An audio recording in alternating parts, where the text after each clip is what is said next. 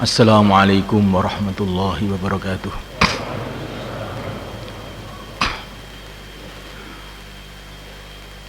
Innal hamdalillah nasta'inuhu wa nastaghfiruhu wa nu'minu bihi wa natawakkalu alayhi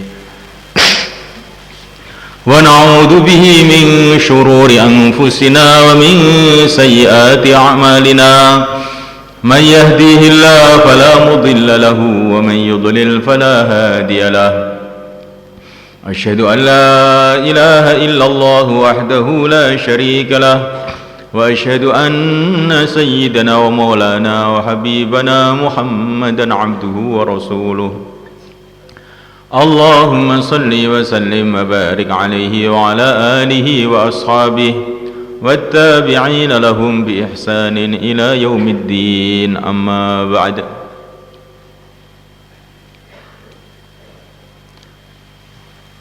Bapak-bapak, ibu-ibu, santri-santri semua, akramakumullah wa rahimakumullah. Bapak-bapak, ibu-ibu telah datang dari tempat-tempat yang jauh, tentu dengan pengorbanan-pengorbanan yang besar, bersusah payah, naik kapal, naik bis, pesawat terbang dan lain sebagainya, yang biayanya tidak sedikit. Bahkan ada tadi wali murid dari Kalimantan, dia cerita untuk datang ke sini dengan anaknya, satu rumahnya dijual. Masya Allah. Ini pengorbanan-pengorbanan ini tidak sia-sia. Pengorbanan-pengorbanan ini pasti akan dicatat oleh Allah SWT kalau kita ikhlas, dan akan menjadi asbab kebaikan untuk diri kita dan anak-anak kita. Semoga pengorbanan bapak-bapak, ibu-ibu ini seperti pengorbanan dari ibunya Imam Bukhari radhiyallahu ta'ala anhu. Ibunya Imam Bukhari ini seorang wanita yang kaya raya. Dihabiskan hartanya untuk mengantar putranya dari satu negara ke negeri yang lain, satu negara ke negara yang lain. Putar hampir seluruh dunia diantar itu anak, sampai hartanya habis. Tapi ternyata semulaikan Allah Ta'ala, habisnya hartanya tadi itu tidak sebanding dengan anugerah-anugerah besar yang telah Allah berikan kepada putranya, yaitu Al-Imam Al-Bukhari radhiyallahu ta'ala anhu. Di mana Imam Bukhari ini ilmunya telah digunakan, telah dibaca, telah diamalkan oleh hampir seluruh umat Islam di seluruh dunia. Tidak ada ulama yang tidak membaca kitabnya Imam Bukhari.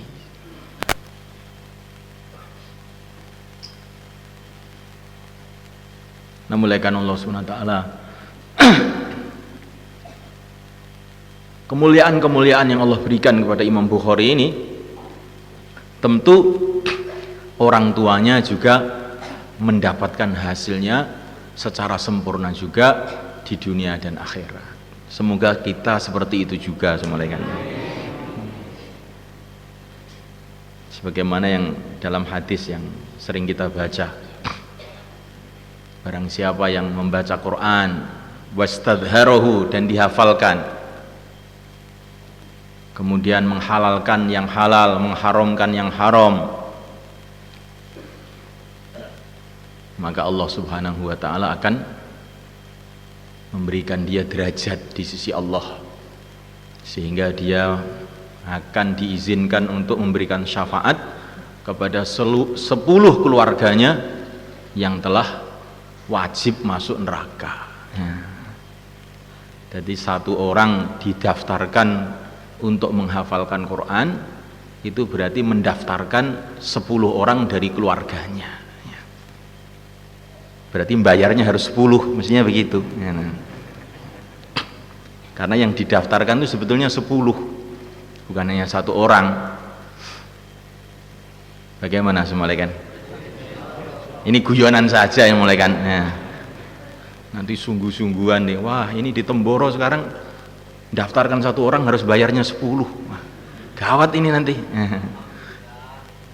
Kalau bapak-bapak pahamnya begitu tuh ya terserah ya. Tapi maksud saya bukan seperti itu. Nah, maksud saya supaya kita ini dalam usaha bagaimana anak kita jadi hafid Quran, ini kita ini merasa gembira, bukan ini tidak ada hasilnya.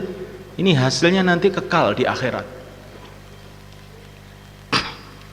Dalam waktu kesulitan di padang mahsyar, orang yang anaknya jadi presiden, anaknya jadi menteri, minta tolong kepada anaknya, kamu dulu kan presiden Indonesia, tolonglah saya. Oh, di sini presiden tidak ada, tidak laku lagi jabatan ini. Kamu dulu kan menteri dalam negeri, masa kamu nggak bisa nolong saya toh nak? Ternyata tidak bisa juga. Lah orang yang anaknya hafid Quran, masya Allah bergembira. Ngerti begini saya, masya Allah. Dulu saya akan berkorban lebih besar lagi, tidak seperti ini. Semoga seperti itu, insya Allah malaikat. Apalagi kalau setelah menjadi hafid Quran ini terus meningkat lagi sampai jadi orang alim. Yuqalu lil abid udkhulil jannah wa yuqalu lil alim isfa' lin nas. Orang ahli ibadah dipersilahkan masuk surga, tapi orang alim dikatakan kepada orang alim tadi, silahkan memberikan syafaat kepada manusia, tidak ada batas, bukan 10, menurut derajatnya masing-masing. Ada yang memberi syafaat kepada orang 100, 1000 menurut derajat kealimannya, derajat keimanannya, derajat ketakwaannya, maka dia akan memberikan syafaat kepada orang lebih banyak lagi. Waktu itulah semulaikan Allah Ta'ala kita baru tahu barokahnya, nilainya secara sempurna orang amal agama atau orang yang punya anak mengamalkan agama, memperjuangkan agama. Namulaikan Allah Subhanahu Wa Ta'ala.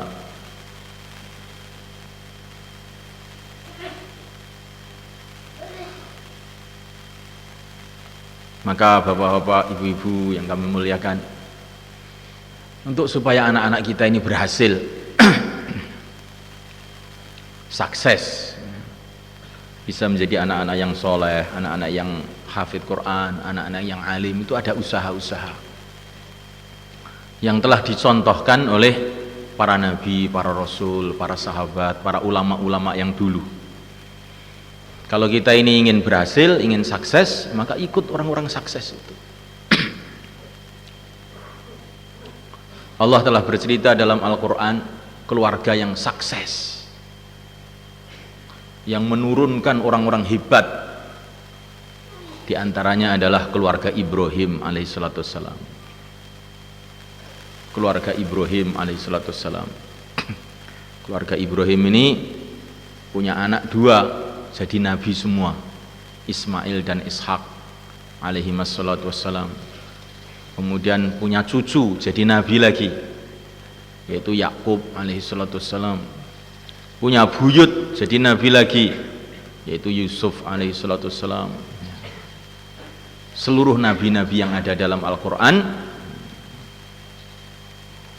kebanyakannya itu dari keluarga Ibrahim alaihissalam.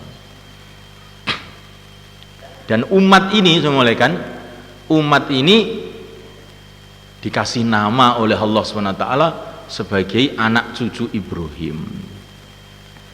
Wajahidu fillahi haqqa jihadih huwa istabakum wa ma ja'ala alaikum fid dini min haraj millata abikum Ibrahim.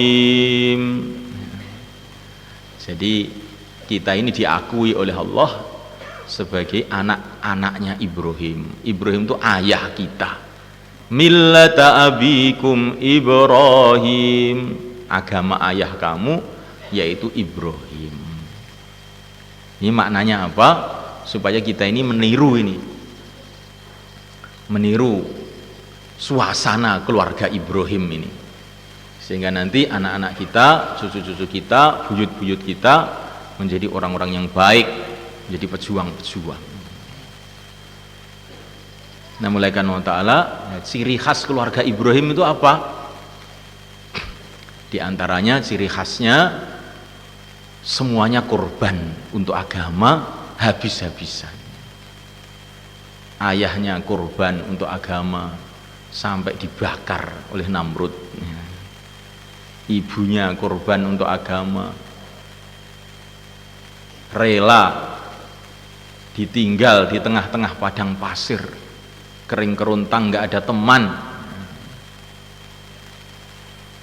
yaitu Siti Hajar alaihissalatu wassalam.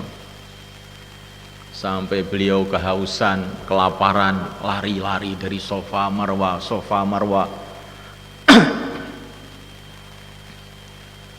Dan ini diabadikan sehingga seluruh orang yang haji, siapa saja, apa itu nabi, apa itu rasul, apa itu wali-wali, semua orang Islam kalau haji harus merenungi ini pengorbanan Hajar, lari-lari dari Safa dan Marwa. Inna Safa wal Marwata min sya'airillah faman hajjal baita aw i'tamara fala junaha alaihi ay yattawafa bihima wa man tatawwa'a khaira fa innallaha syakirun alim. Kalau kita haji itu semua orang baca ayat itu. Allah berfirman bahwa Safa dan Marwah ini syiar agama Allah. Syiar itu perkara yang agung, tanda kehebatan agama Allah. Padahal ini namanya Safa dan Marwah ini gunung batu kecil saja, dibanding Gunung Lawu nggak ada apa-apanya. Gunung Lawu itu ada sarangannya, telaga Sarangan, yang airnya begitu jernih, pohon-pohonnya begitu rindang, hijau royo-royo, sehingga orang-orang banyak datang ke sana melihat keindahan Gunung Lawu. Tapi tidak disebut Gunung Lawu syiar agama Allah. Apalagi di India, Himalaya lebih besar lagi, tidak ada Himalaya syiar agama Allah. Tapi Gunung Safa dan Marwah yang kecil nih, dan nggak ada tumbuh-tumbuhannya sama sekali, dikatakan syiar agama Allah. Kenapa saya mulaikan? Karena disitulah tempat pengorbanan seorang wanita yang dicintai oleh Allah, yaitu Siti Hajar alaihissalatu wassalam. Kayak begitu, korban, ayahnya korban, ibunya korban, anaknya juga korban juga,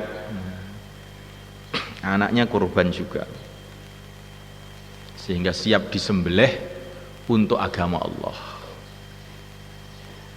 Sekarang di pesantren kita ini ada ujian ibtidaiyah, tsanawiyah, aliyah, dauratul hadis, ujian tahfidzul Quran. Tapi keluarga Ibrahim ini ada ujiannya yang lebih berat. Ini ujian ibtidaiyahnya, apakah kamu siap disembelih atau tidak anakku. Nah, ini ujian ibtidaiyahnya. Dan lulus, muridnya cuma satu tapi lulus. Ini Al-Fatah ini muridnya ini Masya Allah banyak ya.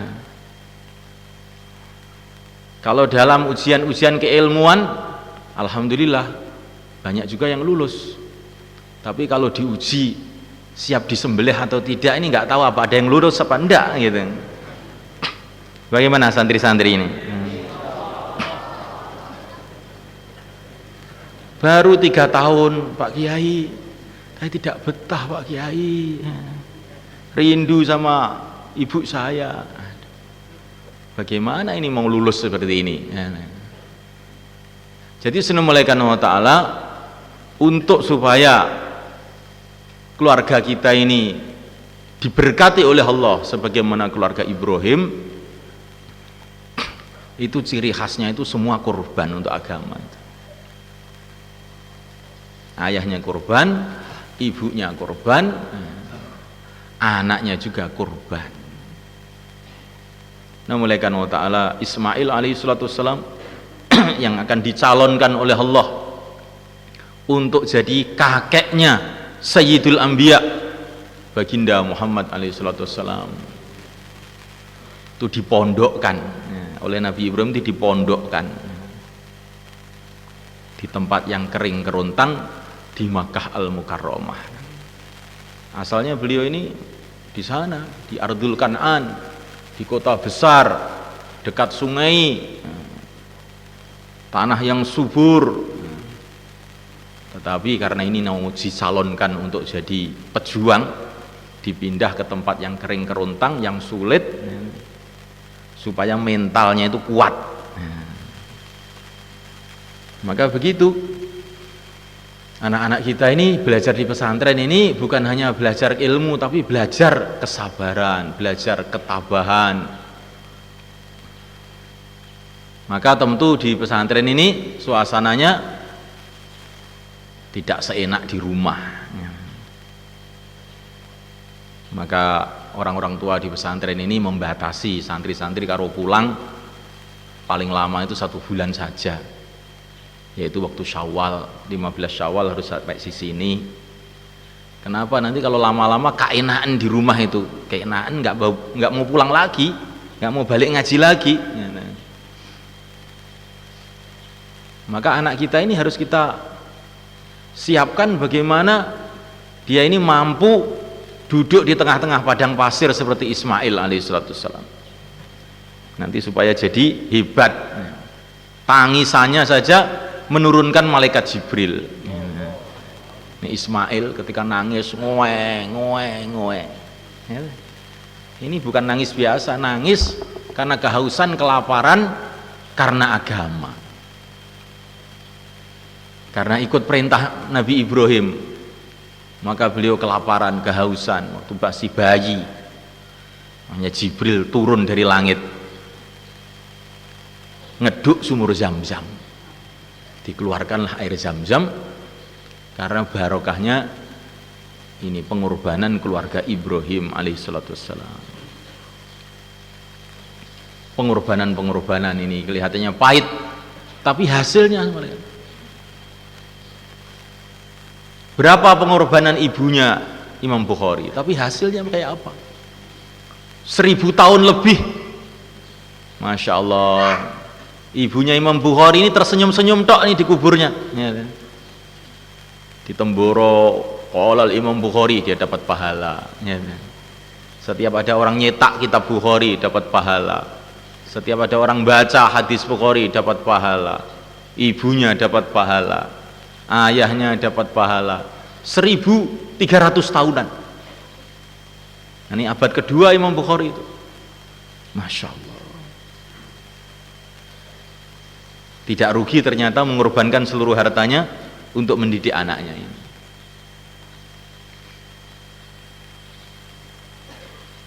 Nah, mulaikan Allah Ta'ala, jadi ciri khas kehidupan keluarga Ibrahim ke pengorbanan. Kemudian yang kedua, saya mulaikan, keluarga Ibrahim ini senengannya itu khidmat. Ibrahim itu terkenal di kalangan para nabi paling seneng khidmat tamu, paling seneng khidmat tamu. Maka Nabi mengatakan, kalau orang tidak mau ikram tamu, bukan termasuk golongan saya, dan bukan pula termasuk golongannya Ibrahim. Karena Nabi Ibrahim terkenal paling seneng khidmat tamu. Beliau ini tidak bisa makan kalau belum ada tamu. Kalau nggak ada tamu, beliau mencari tamu, pergi kemana-mana. Kalau sudah dapat tamu baru bisa makan. Ini makan sendirian tuh nggak bisa. Nah, ternyata ini sifat Ibrahim yang demikian ini dimiliki juga oleh istrinya yang namanya Sarah.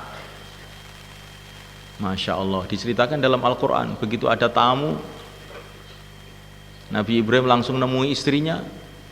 Ternyata Masya Allah, istrinya sudah siap dengan makanan yang paling lezat, bi'ajlin hanir, anak sapi yang dipanggang, namanya pedet ya.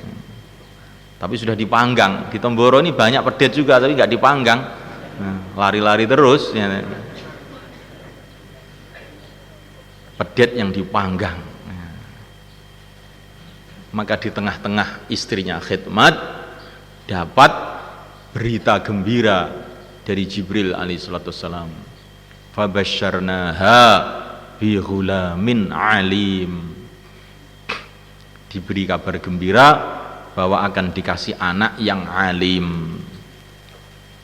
Padahal ini belum hamil, anaknya belum lahir, tapi sudah dikasih ijazah duluan. Anaknya akan alim. Jadi anak alim itu bukan dimulai dari pesantren sebetulnya, dimulai dari amalan-amalan kita sebelum punya anak. Kalau itu sudah kelewat Pak ya. Maka sekarang dikodok ya, harus dikodok ini. Ngodoknya bagaimana? Keluar 4 bulan, ini diantara cara ngodoknya itu.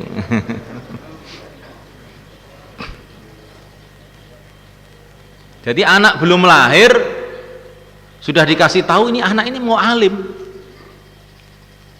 maka lahirlah anak namanya Ishak. Ishak itu terjemahnya bahasa Indonesia itu tertawa, tertawa, gembira gitu.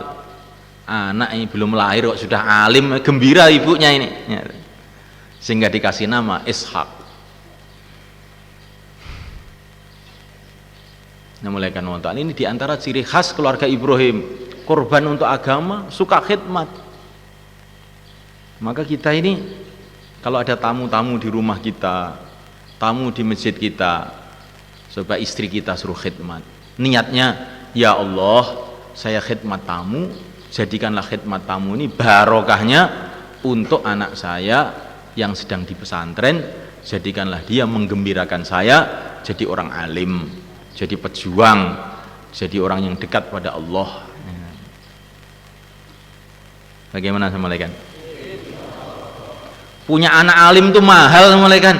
Masya Allah, tidak bisa main-main. Kita perlu pengorbanan-pengorbanan.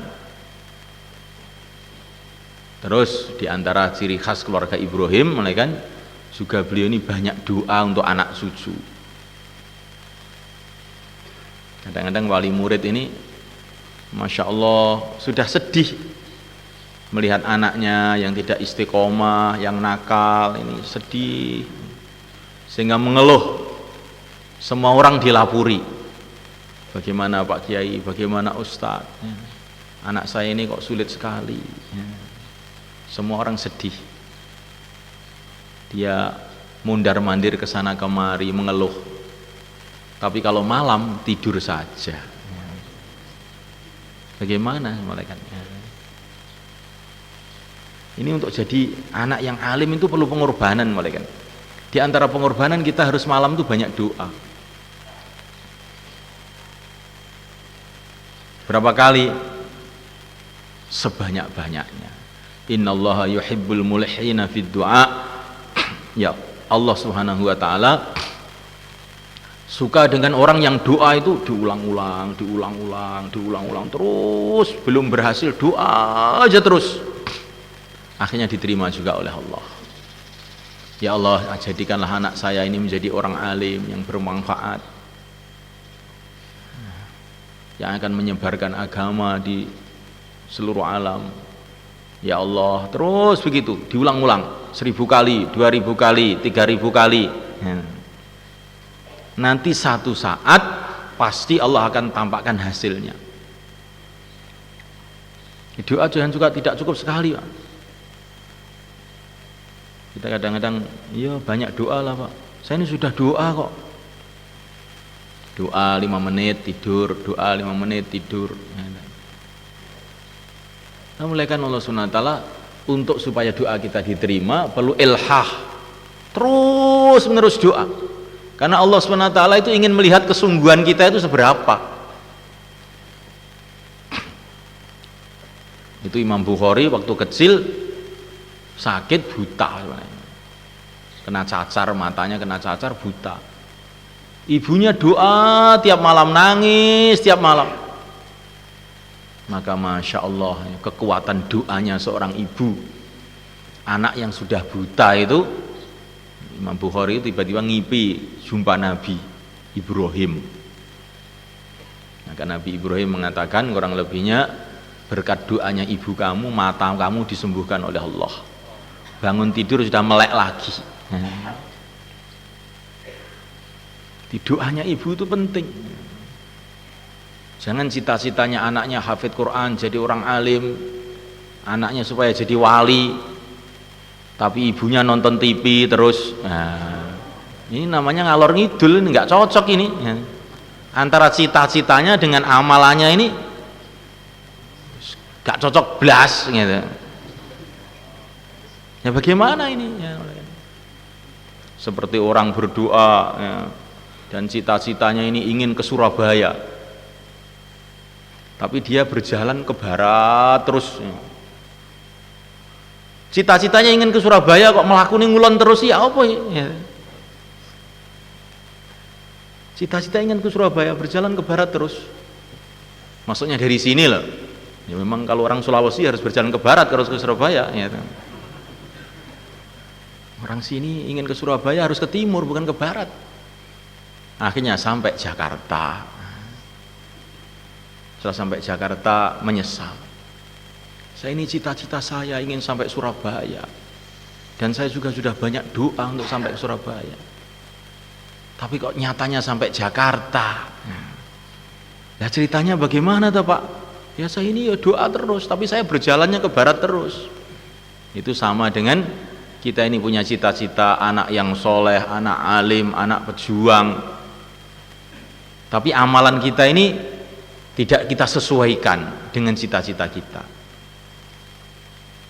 Maka ini perlu dalam majelis yang mulia ini kita menyesuaikan diri dengan cita-cita kita ini. Ini menunjukkan bahwa kita ini bersungguh-sungguh. Kalau kita bersungguh-sungguh doa betul malaikat, satu saat pasti Allah tampakkan. Al-Imam As-Suyuti radhiyallahu ta'ala anhu malaikat, itu beliau punya anak. Ini anaknya semua alim semua, kecuali satu ini agak nakal. Padahal Imam Suyuti ini ulama besar yang ngarang kitab tafsir Jalalain. Dan banyak sekali kitab-kitab yang dikarang oleh Imam Suyuti. Tingkat kewaliannya Imam Suyuti itu sampai beliau ini sering berjumpa Nabi itu dalam keadaan berjaga, lek-lekan melek ya. Sampai beliau ini bisa bertanya kepada Nabi, hadis ini sahih apa dhaif ya. Tingkat kewaliannya itu sampai kayak begitu, tapi diuji oleh Allah punya anak itu nakal. Maka beliau sudah berdoa sampai tiap malam nangis gara-gara anaknya ini. Begitu doa sudah sampai puncaknya doa, beliau menangis di depan Allah, ya Allah, betul-betul saya ini tidak mampu mendidik anak saya. Hanya Engkau saja yang aku harapkan. Ya Allah, bila anak ini masih bisa diperbaiki, panjangkan umurnya. Kalau tidak, matikan saja ya Allah. Sampai kayak begitu. Sudah didoain malam-malam begitu, pagi-pagi tahu-tahu anaknya malah hilang. Ya. Dicari-cari nggak ketemu. Loh, kok malah hilang didoain? Ya. Masya Allah. Dicari bertahun-tahun nggak ketemu. Setelah beberapa tahun mulai kan tahu-tahu datang. Ternyata dia ini minggat ke Maghrib sana, ke Maroko sana, belajar di sana. Pulang-pulang sudah jadi orang alim. Dan ini yang ajib itu, cerita ini ditulis oleh para ulama, ditempelkan di kuburannya Imam Suyuti di Mesir sana. Untuk pelajaran buat wali murid yang anaknya agak nakal gitu. Ndungone kurang. Kalau doanya itu sungguh-sungguh terus menerus. Nabi mengatakan di antara doa yang makbul adalah doa orang tua untuk anaknya. Makanya saya ini kalau ada orang tua bilang saya sudah doa tapi anak saya tetap nakal, itu nggak percaya saya. Saya lebih percaya kepada Nabi daripada kepada kamu. Wong Nabi mengatakan doanya orang tua itu makbul kok. Kok kamu katanya sudah doa nggak makbul? Mesti kamu ini belum doa. Atau doa tapi nggak sungguh-sungguh. Doa sebentar harus tidur. Doanya nggak sungguh-sungguh.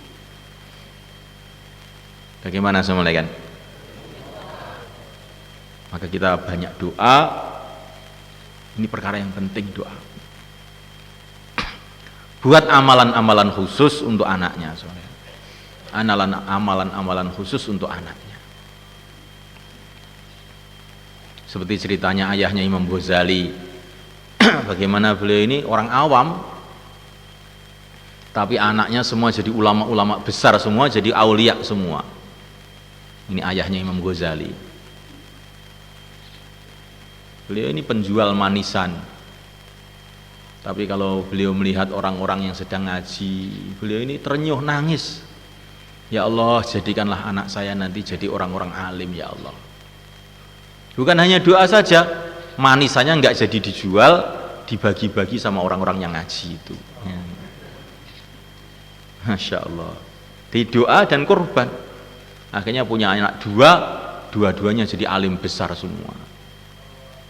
Yang paling terkenal adalah Al-Imam Al-Ghazali rahimahullah, yang ilmunya sudah hampir 1000 tahun dipelajari di seluruh dunia.